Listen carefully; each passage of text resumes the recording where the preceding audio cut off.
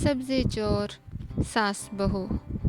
एक गांव में गोपी देवी और इनकी बहू कविता रहते थे। गोपी देवी बड़ी तेज़ और चालाक औरत थीं। हर वक्त पैसे बचाने की तरकीबें सोचती रहती थीं।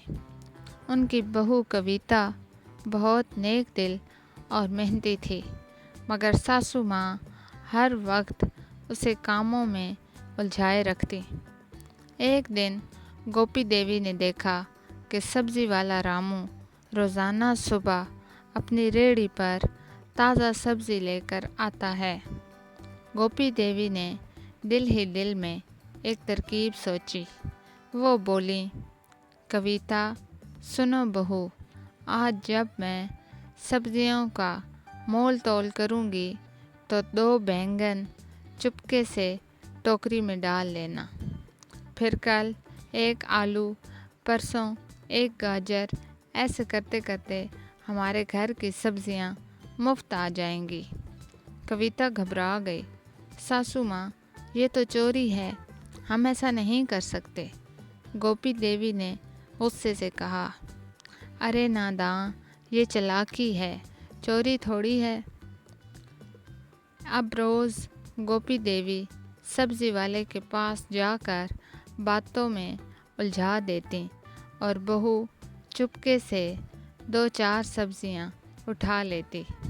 कभी शलजम, कभी टमाटर, कभी भिंडी। सब्जी वाला रामू हैरान होता। अजीब बात है, रोज़ थोड़ा माल कम हो जाता है, मैंने तो पूरा तोला होता है। एक दिन उसने फैसला किया कि वो छुपकर सब कुछ देखेगा। अगली सुबह रामू ने अपनी रेहड़ी पर एक छोटा सा कैमरा लगा दिया। जब गोपी देवी हस्बे मामूल सब्जियां देखने आई और कविता ने दबे पांव बैंगन टोकरी में डाले तो सब कुछ कैमरे में कैद हो गया। अगले दिन रामू ने सारी वीडियो गांव के पंचायत में दिखा दी। पंचायत के प्रधान बोले, गोपी देवी, आप जैसी उम्र रसीदा खातून से हमें ऐसी उम्मीद न थी। चोरी छुपे सब्जियां लेना शर्मनाक बात है।